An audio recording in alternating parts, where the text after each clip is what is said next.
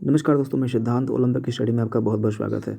दोस्तों, video start करने से पहले मैं आपको बता दूं कि अगर आप यूपी स्पेशल और ग्रामीण टॉपिक को लेकर परेशान हैं, इसके सिलेबस को लेकर परेशान हैं, तो आप चैनल विजिट कर सकते हैं।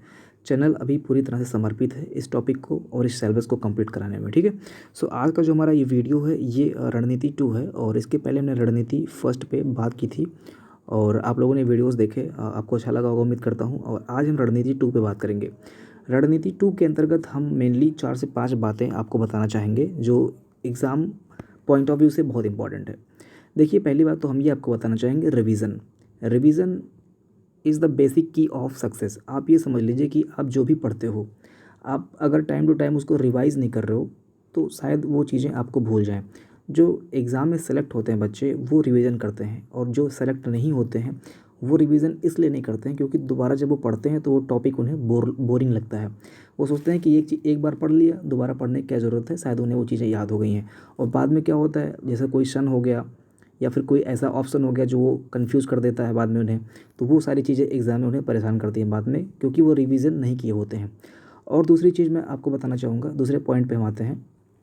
दूसरा पॉइंट हमारा ये है कि जब आप किसी की बात सुनते हो, जैसे आप मेरी बात सुन रहे हो या फिर आप कोई बुक पढ़ रहे हो, तो जब आप मेरी बात सुन रहे हो तो मेरी आवाज़ एक एक शब्द आपके कान को स्पष्ट सुनाई पड़नी चाहिए। और जब आप कोई बुक पढ़ रहे हो तो बुक में लिखा हुआ एक एक शब्द आपको स्पष्ट दिखाई देना चाहिए। कहते नहीं है कि जब लक्ष्य पे निशाना होता है तो उसकी आँख पे होना चाहिए, ना कि उसके आसपास चीज़ों पे होना चाहिए। तो आपका लक्ष्य अगर बुक को पढ़ना है तो उसके एक एक शब्द को, सेंटेंस को जोड़ के पढ़ना है और निशाना आपका उसी पे होना चाहिए। ऐसे ही अगर आप किसी यूट्यूबर या फिर कोई अगर आपको टीचर पढ़ा रहा है ऑनलाइन, तो जब वो बोलता है तो आपका ध्यान उसके शब्द पे होना चाहिए। वो क्या बोल रहा है वो चीज़ें आपके कान में स्पष्ट जानी चाहिए और आपको उसे अपने दिमाग में बिठाना है। और आप लोगों में से बहुत सारे लोग क्या करते हैं कि जब टीचर पढ़ाता है तो उसको देखते हैं, उसकी आंखों में देखते हैं, उसके जो हाव भाव हैं उसको देखते हैं, वो क्या पढ़ा रहा है उसको देखते हैं, उसको जज करने में अपना पूरा 1 घंटा गँवा देते हैं। तो ये चीज़ें आपको नहीं करनी है। वो जो भी पढ़ा रहा है, अगर वो एग्ज़ाम ओरिएंटेड पढ़ा रहा है, अगर वो सही बोल रहा है तो आपकी बातों को, उसकी बातें वो जो भी आई-बाई-दाई कर रहा है उसको तो हटा देना है, लेकिन जब वो सही बात बोलता है तो उसको आपको स्पष्ट तौर पे सुनना है। और मैं आपको बता दूँ कि अगर आप, जस्ट 1 सेकंड दोस्त, बहुत लंबा नोट्स बना रहे हो, कहने का मतलब है कि अगर टीचर ने 1 घंटे पढ़ाया है तो उस 1 घंटे का नोट्स आपका आ रहा है 4 से 5 पेजेस पे, तो वो गड़बड़ चीज़ है। 1 घंटे का नोट्स मैक्सिमम 1 से 2 पेज पे कंप्लीट हो जाना चाहिए।